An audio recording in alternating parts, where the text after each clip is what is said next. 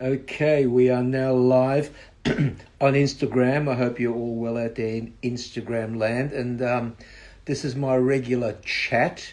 And today I'm happy to have back for, she's been on the show several times. We've got, just waiting for a few people to come on. We're telling your followers you'll start at a live video. Great. So it's 4 p.m. London time, and I think it's about 9 a.m. Vancouver time. And there's Joanna, that's my guest. So I'll wave to her. I'll wait till she requests to come on. And we're going to be talking to her. She's a very interesting person. She's a healer, she's a medium, she's a coach. And I waved at her, so I'm just waiting for her to request to come on. And we'll be asking her a few questions. It's going to be an interesting chat.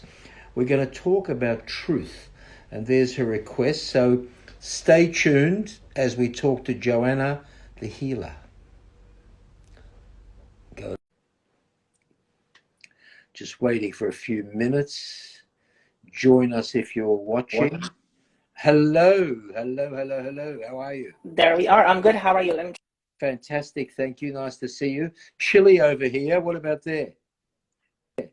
I'm not able to hear you clearly. Hang on 1 second. Okay. Can you hear me okay? I can. It's our first chilly November day over here in London. How's it over there in Vancouver? Say again?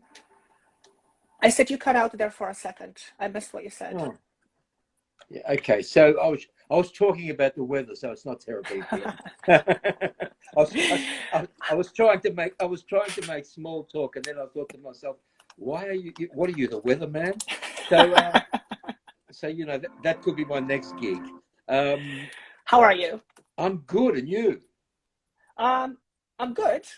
I'm going through You had to think about that one. I've introduced you as a medium, as a healer, as a coach, and a general kind of helper of people, I suppose, answering questions that people get stuck with, blockages and what have you. But essentially, your gift is really that, for those that have never seen you before, your gift is really that you channel, you work with what you call your team. And this is a gift that unbeknownst to you, unbeknownst to you, you picked up as a child. You just had this stuff that happened, and you started to be able to intuitively feel things. And that's, of course, grown into a career of many years where you're like a conduit for your team, where you ask a question and you bring it in. And for those out there that are going, well, you know, don't worry about the skeptics, because I'm finding as time moves on, there's less skeptics. It seems to be that people are starting to radiate into, you know,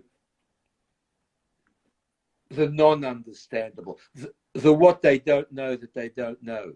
I think. Can I just throw something on that? Please. As I'm getting it. I think this will make it easier for people. I have to clear my throat. What I do is no different than every single human being can do. No different. What I do is I essentially connect with all the energy that always is and always has been. We are always connected. We are never not connected. What makes me a little bit more better at it than other people is years and years and years of fine-tuning to perceive this energy. So it's less about guides and angels for me right now as I grow, but it's more about really realizing that we are all always connected to the universe, to source of all that is. We're all energy. Everything is energy. There's no beginning and no end. So since we are energy and the universe is energy and there's no beginning and no end, then that logically means that we are connected.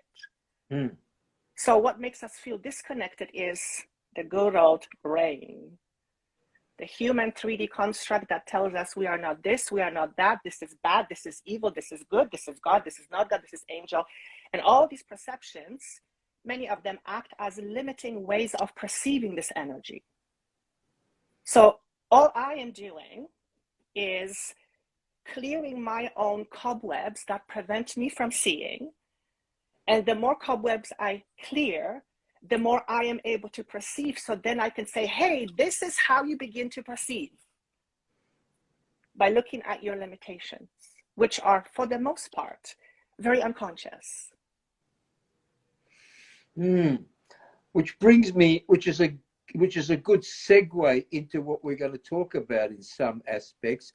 We were going to talk about truth and why people have difficulty in being, firstly, true to themselves, and sometimes in telling the truth. And I'm not saying that in aspects of that we're going to tell a lie, but in being the truth, in coming from the truth, and in being truthful to themselves. That seems to be, I won't say a rarity, but it's something that I think people are always searching for. But there seems to be a fear there, of actually facing the truth. Am I on the right path here? Because I think you can put it in the better words. When we talk about truth, it's such a wide subject. And truth for me has a different meaning now than it has a few years ago. As a matter of fact, I remember my friend saying to me, hey, Joanna, that's your truth, that's your truth. And I'm like, I don't know what you're talking about. And then again, as I clear more cobwebs, I am realizing that for me personally, and I believe it's the same for most people, but I can only speak from my experience, our truth is what we deeply hold on to as our real.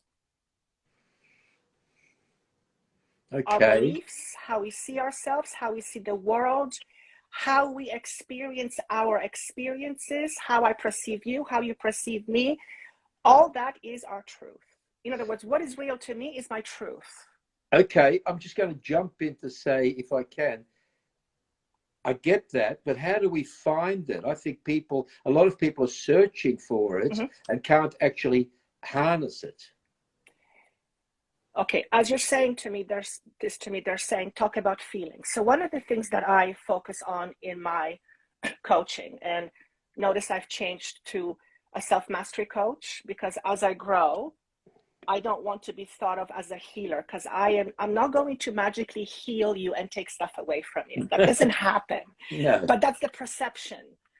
I will help you heal yourself when you start to realize certain things that you're unconscious of. But anyway, so one of the things that I focus on, which is a rarity for many people, is I actually focus on feelings and emotions. And here's why. How we feel about things tells us our truth. It doesn't say it's the truth, but it tells us our truth.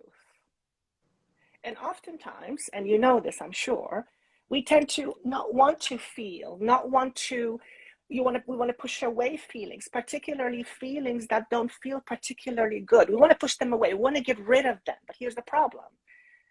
You can never get rid of something that is inherently a part of who you are. You can only transform it. So if you try to get rid of it by pushing it away, it's resisting it. And what happens when you resist something? It persists. It persists. Yes. So feelings and paying attention to feelings. Okay, hang on. Paying attention to feelings, how we feel, is an important part in our journey to finding our own truth. It is not, so if I feel a certain way about something, it doesn't mean that something is the truth of how I see it. It's my truth. So as long as I look at something in a certain way and I perceive it as with my truth, then that is the relationship I will have with it. And what is truth? Truth is based on generally our experiences. What do you deem real is something that you have experienced as real, right? Does that make sense? It does make sense. It does make sense. And then there's another truth, a way in which people present themselves. So people aren't true to themselves in the way they're presenting. If they're, trying to impress somebody, or trying even to date somebody, or to, they're coming from another place that's not the truth, in hope that that will give them more credibility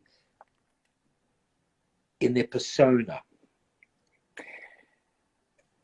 It's a great statement, and here's the comeback I have to that. And by the way, there is no such thing as right or wrong about what we're talking about. I try not to label things as right or wrong, because that's a very human thing. Although in humanity, there's very things that are wrong and right. We can understand that. But what you're talking about is, I believe, is someone trying to present themselves other than their authentic self.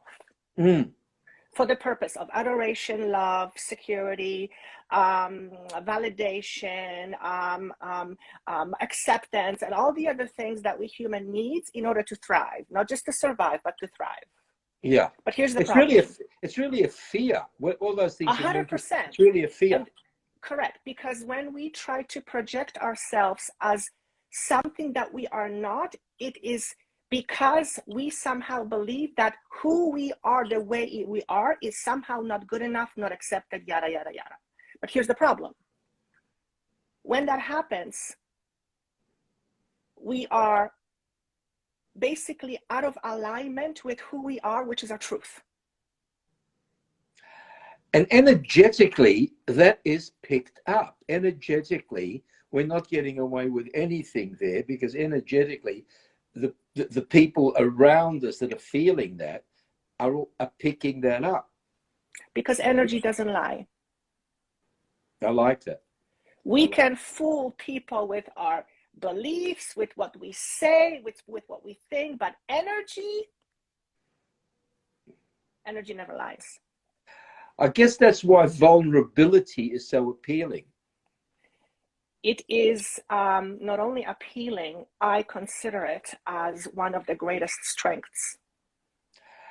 And kind of, it's the opposite of the non-truth, because vulnerability has truth all around it, doesn't it? I mean, of course. You can't get more truthful than being vulnerable. 100%, because when you're vulnerable, you're basically saying, okay, here I am. I'm not hiding. I'm not trying to pretend. I'm not trying to be something I'm not, which, by the way, is very hard to do, because we live in a world of perceptions, and how other people perceive us is very important to us, because it brings us a sense of safety, a sense of acceptance, a sense of stability. In the old days, if you were not accepted in your tribe, you would have been ousted, and your ability to survive would be very low. So we still have that. I want to say the word limbic. So I'm getting into a subject that I don't know very much about, but it's the limbic survival mode. So is that the limbic brain? Is that it? It's all about survival. We're trying to survive by doing that, by pretending something that we are not, or we're trying to be something to fit in somebody else's mold. It's all survival. But it goes down to the fear of non-acceptance, not being loved, not being good enough. Okay, so speaking of survival, with where we stand at the moment in this world, on this planet, are we moving closer to truth, vulnerability, and those kind of energies, or are we moving further away? Which way are we being pushed and pulled? The universe, or not universe, planet Earth is moving towards a higher frequency. That's happening already. And certain groups of individuals will embrace it, and certain groups of individuals will resist it. But at the end of the day, even those who are resisting at some point are going to get on board with it. It's everybody's own individual journey and free will. Now, change is very hard. So when we are presented with changes, which naturally happen as life moves forward, because nothing ever stands still. When life moves forward, naturally change happens. Change happens every day. So when we are faced with big changes, there is a natural tendency towards resistance. Why? Because when we are familiar with something, and again, plays into our safety and stability. So when that begins to change, our sense of safety and stability begins to feel undermined. And that's very scary. So what we want to do is we want to hold on to it. But the more we hold on to the new, the old, the more we are resisting what is transpiring. It's like, I'm getting the image of driving a car, but you're looking in the back, in a rear view mirror all the time. Probably not a great place, because you're probably going to get into an accident, right? So, the planet is moving towards a higher frequency. Okay? Now, what is higher frequency, you might ask? Well, let's hope within that trajectory, we're all going to move more towards the truth, because that's really what, that there is nothing else. We're going to move towards that vulnerability and that truth and that energy that's real, something that's real to us. On that note, I'm conscious of the time, and I have learned a lot as always. You're available, you're on YouTube, you're on Facebook, you're on Instagram, and you're available for questions. People can DM you or reach out to you, is that right? Sure, absolutely. So Joanna the Healer, she's here. I'm following her, a lot of people following her. Reach out if you want to know more about this subject, or if you have questions about your own survival. Let's use that term, your own survival. Joanna, as always, this won't be our last time. We've always got a lot to talk about. It's been interesting and enlightening as always, and you've answered a few of our questions, and I'm sure people have more questions. I have a good. It's only 9 a.m. What is this? About 9:15 there, isn't it? It's morning, 9:17. Yeah. So you've got a whole day in front of you. Yes. I'm going into the evening. Have a wonderful day, and you too. We'll talk soon. Awesome. Thank you so much. Take care. Bye. Bye-bye.